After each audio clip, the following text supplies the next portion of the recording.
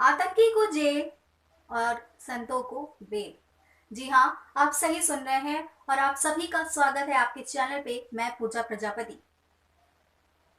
एक नया अभियान जो ट्विटर अकाउंट पर चल रहा है जिसका नाम है आतंकी को जेल और संतों को बेल का कहना चाहती हूँ कि आशाराम बापू बीमार हो जाते हैं।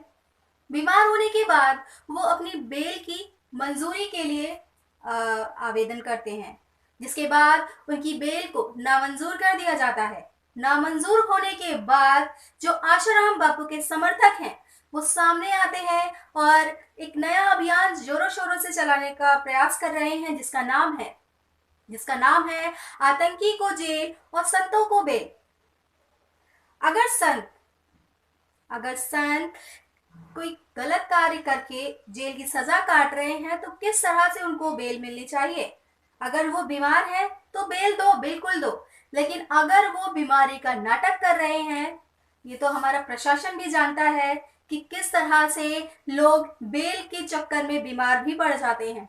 लेकिन वहीं अगर हम बात करें उनके समर्थकों की, यानी कि आशाराम बापू जी के समर्थकों की, जी मैंने इसलिए लगाया इनके नाम के आगे क्योंकि इनके समर्थकों की तादाद इतनी है कि आप खुद देख सकते हैं। ट्विटर अकाउंट आप हैंडल करते होंगे, अगर आप देख रहे होंगे ट्विटर अकाउंट में किस तरह से ये जो ट्रेंडिंग में चल रहा है ये अभियान कि आतंकी को जेल और संतों को बेल।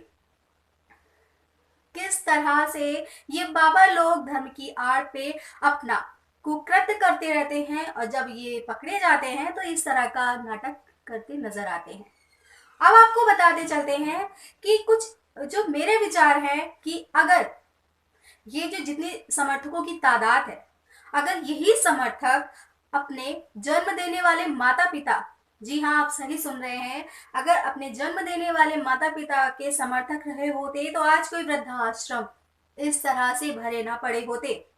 लेकिन वहीं अगर आपको कोई आस्था के नाम पर दो शब्द बता देता है तो आप उसके चेले बन जाते हैं, बिना सोचे समझे कि किस तरह से वो आपको आस्था के इस खूबसूरत से पर्दे को दिखाकर उसके अंदर आपको किस तरह से अपनी बातों में ले लेते हैं और आप उनके कुछ भी जाने सोचे बिना उनके समर्थक बन जाते हैं। और आज यही समर्थक उस आशाराम बापू को बचाने के लिए एक अभियान चला रहा है। अगर अभियान चलाना ही था तो किसी अच्छे चीज के लिए चलाते, जैसे कोविड चल रहा है, तीसरी लहर आ गई है, इसमें लोगों की जान बचाइए, इसमें कितने अभियान चल रहे हैं उसमें हिस्सा बनिए। लेकिन नहीं, हमारा देश ऐसे लोगों से भरा पड़ा है जहां लोग अच्छे के लिए नहीं लेकिन बुरे लोगों की बुराई से जुड़े हुए बुरे कुकृत्यों के साथ हमेशा जुड़े रहते हैं।